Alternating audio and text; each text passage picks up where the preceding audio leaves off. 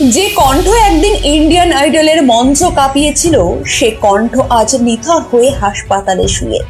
কি ঘটল পবনদীপ রাজনের সঙ্গে, কেমন আছেন তিনি এখন?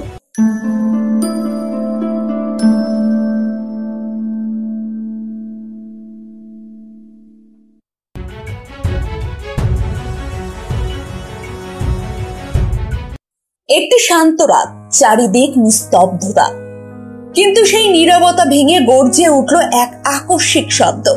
একটি গাড়ি আর একটি ট্রাকের সংঘর্ষে কেঁপে উঠল হাইওয়ে, আর তার মাঝেই মাটিতে লুটিয়ে পড়ল ভারতের অন্যতম প্রতিভাবান গায়ক, ইন্ডিয়ান আইডল খ্যাত পবনদীপ রাজন। হ্যাঁ, পবনদীপ, যার কণ্ঠে কোটি কোটি হৃদয় স্পন্দন, যার সুরে চোখে জল আসে শ্রোতার, যার প্রতিটা লাইভ পারফরমেন্স ইউটিউবে মিলিয়ন মিলিয়ন ভিউ টেনে আনে, আজ তিনি মৃত্যুর সঙ্গে লড়ছে।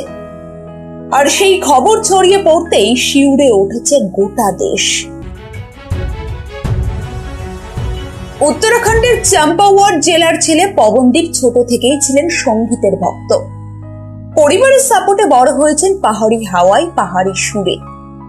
2021 সালে ইন্ডিয়ান আইডল সিজন 12 বিজয়ী হয়ে রাতারাতি জাতীয় স্তরে পরিচিতি পান তিনি। শুধুমাত্র ক্লাসিক্যাল নয়, লোকসঙ্গীত থেকে পপ, সব ক্ষেত্রেই অসামান্য দক্ষতা রয়েছে তার।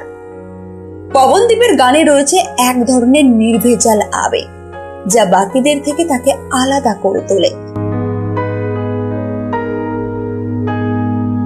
সোমবার ভোররাত, সময় তখন 3:40। পবনদীপ ও তার বন্ধু অজয় মেহরা এবং গাড়ি চালক রাহুল সিংহকে নিয়ে আহমেদাবাদ যাচ্ছিলেন একটি অনুষ্ঠান উপলক্ষে। তাদের গাড়িটি হাইওয়েতে চলছিল খুব স্বাভাবিক গতিতে, কিন্তু আচমকাই ঘটে সেই ভয়ঙ্কর মুহূর্ত। একটি মালবাহী ট্রাক আচমকা এসে ধাক্কা মারে তাদের গাড়ির পাশে।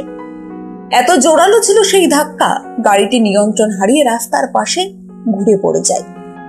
মুহূর্তের মধ্যে গাড়িটি দুমড়ে মুচড়ে যায়। প্রাথমিক তদন্তে জানা গেছে, গাড়ির চালক রাহুল ঘুমিয়ে পড়েছিলেন, আর সেই কারণেই এই মর্মান্তিক দুর্ঘটনা। দুর্ঘটনার সঙ্গে সঙ্গে স্থানীয় লোকজন এসে তাদের উদ্ধার করে এক সরকারি হাসপাতালে ভর্তি করায়। পরে তাদের স্থানান্তরিত করা হয় নয়ডার একটি বেসরকারি হাসপাতালে। চিকিৎসকেরা জানিয়েছেন, পবনদীপের 2 পায়ে এবং মাথায় গুরুতর চোট লেগেছে। তিনি এখনো অচেতন অবস্থায় আছেন। সোশ্যাল মিডিয়ায় ছড়িয়ে পড়েছে একটি ভিডিও, যেখানে দেখা যাচ্ছে হাসপাতালের বিছানায় পবনদীপ নিথর হয়ে শুয়ে আছে, চোখ বন্ধ। সেই ছবি দেখে উদ্বিগ্ন হয়ে পড়েছেন তার হাজার হাজার অনুরাগীরা। ভিডিওটি বাইরে আসতেই সামাজিক মাধ্যমে মুহূর্তের মধ্যে সেটি ভাইরাল হয়ে যায়। প্রে ফর পবনদীপ হ্যাশট্যাগে ভরে যায় একের পর এক পোস্ট।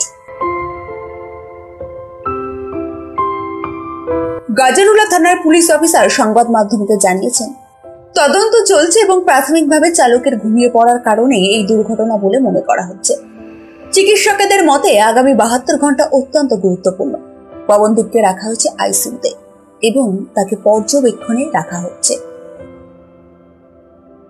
এই ঘটনা আবারও চোখে আঙুল দিয়ে দেখিয়ে দিল দীর্ঘ সফর এবং ক্লান্ত চালকদের ঝুঁকি কতটা ভয়াবহ হতে পারে।